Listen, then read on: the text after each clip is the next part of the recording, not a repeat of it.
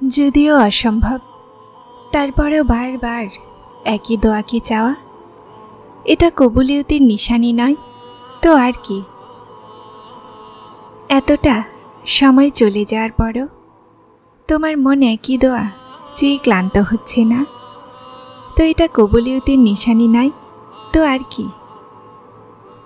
একদিন তুমি তোমার দোয়াগুলোকে নিয়ে বাঁচবে, আর তারপর তুমি বলবে যে কতটা কঠিন ভাবতাম আমি এটাকে পাওয়া, যেটা আজ আমি পেয়েছি।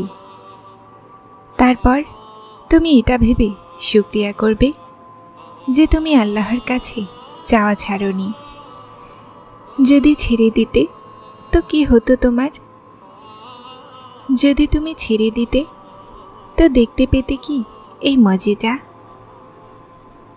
আল্লাহ তোমার মন পরিবর্তন করছে না, কেননা তিনি তোমার নসিব বদলে দিয়েছেন। যেই দোয়াগুলোতে তুমি ওয়াসওয়াসাতে পড়েছ, আল্লাহ তো সেই দোয়াগুলোকে কবেই কবুল করে নিয়েছেন। শুধুমাত্র একটু অপেক্ষা, আর তারপর তিনি হুকুমে কোন বলবেন, আর কেউই তার হুকুমকে অস্বীকার করতে পারবে না। আপনার কষ্ট শেষ হচ্ছে না, আল্লাহ জানেন। আল্লাহ এটাও জানেন যে একই জিনিসের তলব বারবার আপনাকে ঘায়েল করছে।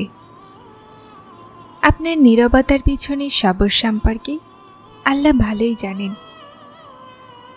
দুঃখে ভরা রাতগুলোতে কষ্ট পেতে শুধুমাত্র আল্লাহ দেখেছেন।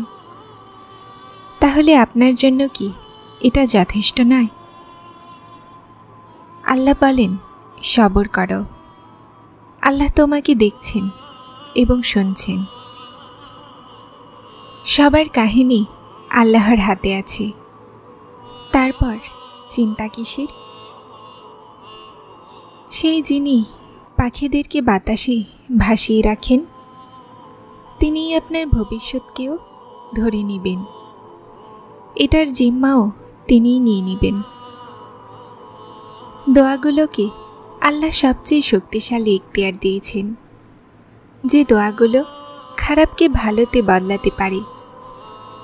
আর কে জানে, তোমার পরীক্ষার পরে তোমার দোয়াগুলোর পূরণ হওয়া হয়তো লেখা আছে। আর কে জানে, তুমি হয়তো শেষমেশই সব কিছুই পেয়ে যাবে যা তুমি চাইতে, শুধু এই জন্য যে তুমি সবর করেছ আর চাওয়া ছাড়নি। উনি তো শুধুমাত্র উত্তম সময়ের অপেক্ষায় আছেন, যে কখন তোমার হকে উত্তম সময় আসবে, আর তিনি তোমার মনের পছন্দ মতো জিনিস মজিজার মাধ্যমে তোমার কাছে আনবেন। উনি তোমার কান্নারত চোখগুলোকে এমন ঠান্ডা করে দিবেন, যেমন তিনি হজরত ইয়াকুব আলাইহিসসালামের চোখগুলোকে ঠান্ডা করে দিয়েছিলেন। উনি তোমার কাছে প্রতিটা হারিয়ে যাওয়া জিনিসও এভাবেই ফিরিয়ে আনবেন, যেমনভাবে তিনি অন্ধকার কূপ থেকে ইউসুফ আলাইহিসসালামকে বের করে ইয়াকুব আলাইহিসসালাম পর্যন্ত নিয়ে এসেছিলেন। কি হতে পারে আর কি নয়, এটা ভাবা তোমার কাজ নয়। তোমার কাজ শুধুমাত্র দোয়া করা। তারপর দেখো দেখো তিনি এমনভাবে মজিজা করবেন, এমন মজিজা যে তোমার লোম দাঁড়িয়ে যাবে। তাই তুমি শুধুমাত্র সেটা করো যা তোমার কাজ। আল্লাহও তো সেটাই করছেন যা তার কাজ। কিছু তো আল্লাহরও ইচ্ছা হবে, না হলে দোয়াগুলো বিনা কারণে মনের অংশ হয় না। সম্ভাবনা আছে যা তুমি দোয়াতে চাও, আল্লাহ প্রথমেই তোমার ভাগ্যের অংশ বানিয়ে দিয়েছেন, আর তিনি তোমার তাওয়াক্কুল আর সবর পরীক্ষা করছেন হয়তো। আর তার তোমার এইভাবে বারবার চাইতে থাকা খুব পছন্দ। আল্লাহ পছন্দ অন্তরে পয়দা করেছেন, তো তিনিই পাওয়ার উসিলাও বানাবেন। বারবার একই দোয়াকে প্রতিটা নামাজে চাওয়া কাকতালীয় তো নয়।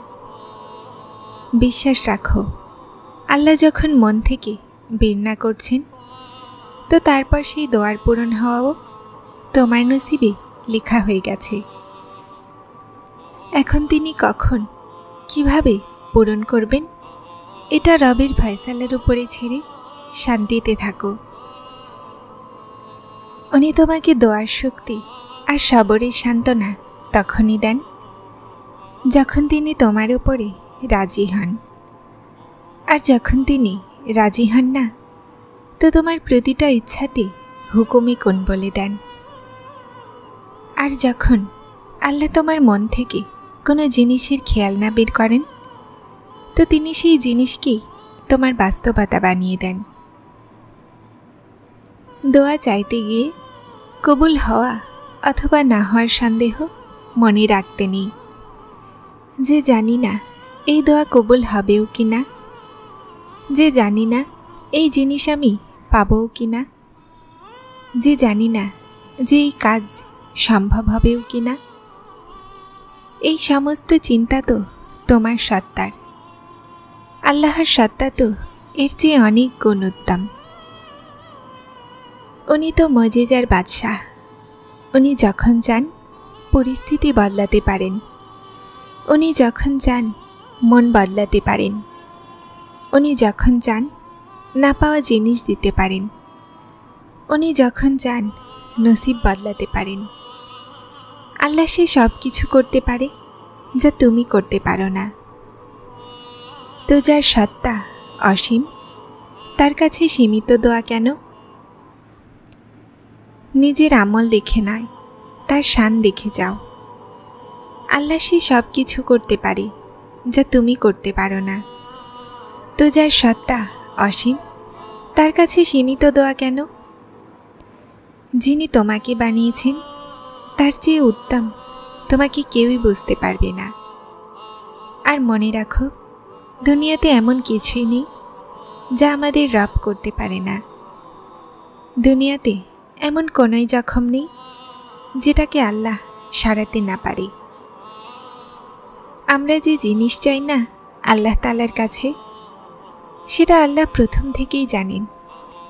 আমরা যে জিনিসের জন্য কষ্ট পাই না, আল্লাহ তাআলা প্রথম থেকেই সেই কষ্ট সম্পর্কে অবগত যে আমরা এটা চাইব আল্লাহর কাছে। তিনি প্রথম থেকেই জানেন যে আমাদের মন কোন জিনিসে এলোমেলো হয়ে গেছে। তোমার দোয়াতে অটুট থাকাও আল্লাহর সন্তুষ্টির ইশারা হতে পারে। কখনো কখনো আমি জানতে পারি না যে এই কঠিন পরিস্থিতির পিছনে কী উদ্দেশ্য লুকিয়ে আছে, কিন্তু আমার আপনার ওপরে বিশ্বাস আছে। আমি জানি যে আপনি আমাকে সেটা দিবেন যা আমার জন্য খুব উত্তম। আপনি আমাকে সেখান থেকে দিবেন যা আমার ধারণায়ও নেই। আল্লাহ যদি মন দোয়াগুলোর দিকে দিয়েছেন, তো কিছু তো আছে যা তিনি বদলানোর ভেবেছেন। নিশ্চয়ই তিনি উত্তম পরিকল্পনাকারী। যারা চ্যানেলটিতে নতুন এসেছেন তারা সাবস্ক্রাইব করে হেদায়েতের সাথে থাকুন। আসসালামু আলাইকুম।